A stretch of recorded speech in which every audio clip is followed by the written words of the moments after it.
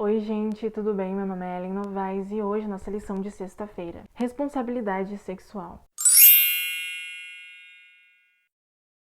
Sabe qual que é um dos maiores problemas que faz com que várias pessoas, vários casais caiam em tentação? É andar na linha do limite. É não colocar um limite antes do limite para que não caiam em tentação. Não procurem saber quão perto podem andar à beira do precipício e todavia estar seguros. Evitem a primeira aproximação ao perigo. A gente deveria levar mais em consideração algumas coisas que podem nos levar a cair. Porque muitas vezes quando um casal de namorados caem em pecado, uma das coisas que eles falam é: quando a gente viu, a gente já fez, aconteceu. Mas não é bem assim, nada acontece assim do nada. Existem alguns avisos, alguns alertas que são ultrapassados antes de cair em pecado. Então, em vez de andar na linha do pecado, andar na linha do limite, uma dica é: coloque um limite antes do limite, para que você não caia em tentação. A gente tem estudado mais sobre o que é realmente um casamento e sobre o porquê de não ter relações sexuais antes do casamento. E eu acho que durante essa semana você já entendeu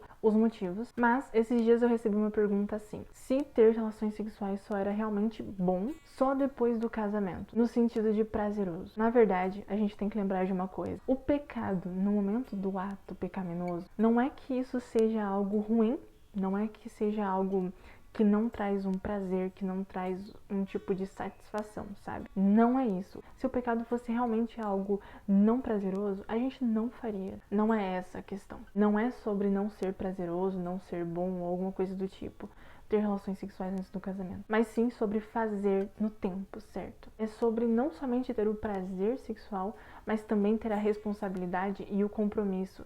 E acima de tudo, colocar a vontade de Deus acima da sua vontade. Tem a ver com estar em um local seguro, onde você só pratique o ato sexual depois do casamento, porque você já é casado, porque aquela pessoa já se uniu em matrimônio com você, porque aquela pessoa já disse sim diante de Deus, diante das testemunhas, e sobre você se unir com alguém, não somente sexualmente, mas em todas as áreas de sua vida. A gente já estudou sobre isso: a área emocional, a área mental, a área física, financeira, e tudo isso não te atrapalhar da forma como atrapalharia se você tivesse feito isso antes do casamento, entende? É sobre você não inverter as fases e você poder construir algo sólido, construir e edificar um relacionamento aos pés de Deus. É sobre você não precisar colher uma consequência ruim ou negativa por se render ao prazer, cair em tentação. Escolher esperar até o casamento, a forma mais segura, é o ideal de Deus pra você. Porque só quando você realmente se casar com alguém e assumir essa responsabilidade diante de Deus é que você vai poder experimentar a plenitude, não somente do ato sexual, mas também de todas as outras áreas de sua vida. Só aí que você vai poder entender realmente o que é uma união, o que é uma conexão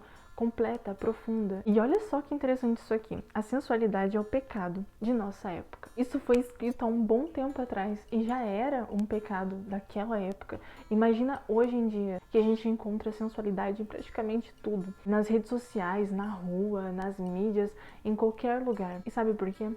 Porque muitas vezes o inimigo utiliza do prazer, utiliza da sensualidade, utiliza do prazer sexual para fazer com que as pessoas caiam em tentação e se afastem cada vez mais de Deus. Essa é uma das armadilhas do inimigo de Deus, para que a gente caia em pecado. Só que se entregarmos a nossa vida ao Senhor, se realmente ouvirmos a voz dele, se realmente seguirmos os princípios dele e fizermos uma escolha, tomarmos uma escolha ao lado de Cristo e todos os dias buscar o poder do Espírito Santo, então a gente não vai cair nessa tentação. Só que isso tem que ser uma busca incessante, incansável, uma busca de todos os dias. A gente não pode esquecer que nós estamos em um constante conflito, que nós vivemos em um grande conflito. E o tempo todo existe o lado do bem e o lado do mal brigando. E nós estamos no meio dessa guerra espiritual. E todos os dias escolhemos de que lado estamos. Todos os dias, com as nossas escolhas, com aquilo que fazemos, nós mostramos para o universo inteiro de que lado nós estamos. E por isso, todos os dias nós precisamos andar com Cristo, se conectar com Ele. E só assim você não vai querer pecar contra o Senhor. Lembre-se de uma coisa: quando Deus pede algo para você, não é porque vai mudar algo nele. Ele vai continuar sendo Deus, você fazendo ou não. É porque vai mudar em você e pra você. É a tua vida, é a tua história que vai mudar. Vamos orar?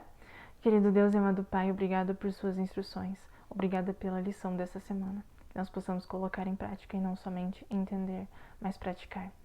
que o Teu Espírito Santo permaneça com a gente e que todos os dias nós possamos escolher estar ao lado do Senhor e fazer aquilo que o Senhor deseja para nós, porque sempre será o melhor. Em nome de Jesus. Amém. E é isso, eu espero você na lição de amanhã, a lição de sábado. Aproveita, deixa seu like, compartilha esse vídeo e não se esquece de se inscrever aqui no canal.